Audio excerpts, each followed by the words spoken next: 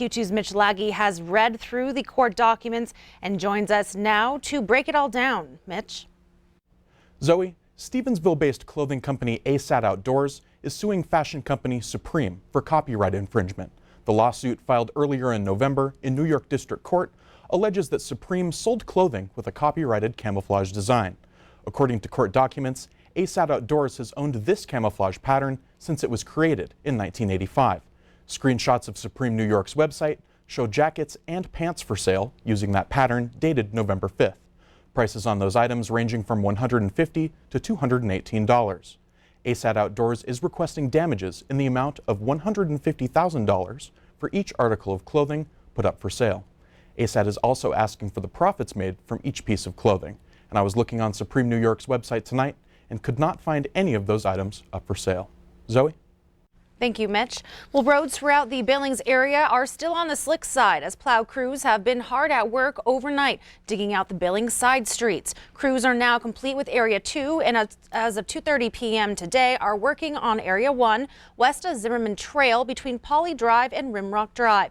Billings Public Works is updating its Facebook page as snow plow crews make progress. Now moving forward, the plows will make their way clockwise around the zone map as you see here. Next up for snow removal is the Heights in Area 6, followed by 5, 4, and 3. And now it takes about 24 hours for plow crews to complete one area. November is behind us, and turning now to weather with Rob Griggs. Seemed like a busy November at that. As you can see, snow plows are still picking up the pieces. Oh yeah, and the weekend really did it. Let me show you right now some snow totals from the weekend. This is Friday through Sunday morning. Red Lodge in that area, 14 inches of snow. Broadus, places like that, 12 inches. Columbus, Prairie, Montana, 11 inches. Rapelje, 9 inches. Billings, we picked up 7 inches, but guess what? We broke a record on Saturday with 5.1 inches, breaking the old record of 3.1 inches set back in 2000. So there you go. As far as November is concerned, here's some data for you. As far as precip is concerned, we were ahead. As far as snow is concerned, almost 4.5 inches ahead of average. We had a windy day on the 24th, but as far as the average temperatures are concerned, less than a degree cooler for the high and for the low. And so the Billings area tonight could see a slightly warmer overnight than we had last night with warmer weather on the way. The complete Q2 Storm Tracker forecast in just a couple of minutes. Zoe? Thank you, Rob. Laurel is kicking off the holiday season with their annual Christmas stroll with the theme, A Christmas to Remember. A Christmas bazaar was held at Laurel Middle School, and at various locations, strollers could meet and get photos with Cindy Lou Who and the Grinch and even Santa Claus.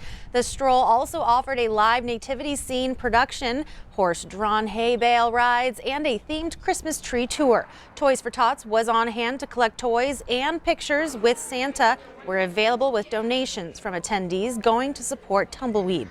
The lighted Christmas parade began at 5:15 and will have a fireworks show to follow. You know, I think it's very similar to kind of the 4th of July, and what you see with that, Laurel just kind of comes out during important times and really comes together as a community for these type of events. And the festivities in Laurel will go until 8 p.m. Q2 will have more from the day filled with holiday spirit in Laurel on the 10 o'clock news. Well, with the start of Christmas season comes the end of another hunting season. Today is the last day hunters can hunt big game with a rifle. The game this will most affect are elk and deer. Now, according to last Sunday's press release from Fish, Wildlife and Parks Region 4, the number of elk and mule deer hunted is below average, with elk 25% below the 10-year average and mule deer 20% below the 10-year average. Now, that comes out to 63 less elk and 39 less deer than the average amount hunted over the past 10 years. Stay with us, more to come on the 5:30 news. After the break, we tell you about how Midwest sales are doing for the first day of legal recreational marijuana. Later in sports, we welcome Ton Wiley, who's in for Casey Conlon, where it's all about FCS football. You're watching MTN News with Zoe Zandora, Storm Tracker weather with Rob Griggs, and sports with Casey Conlon. This is the 5:30 news on Q2, Montana's news leader.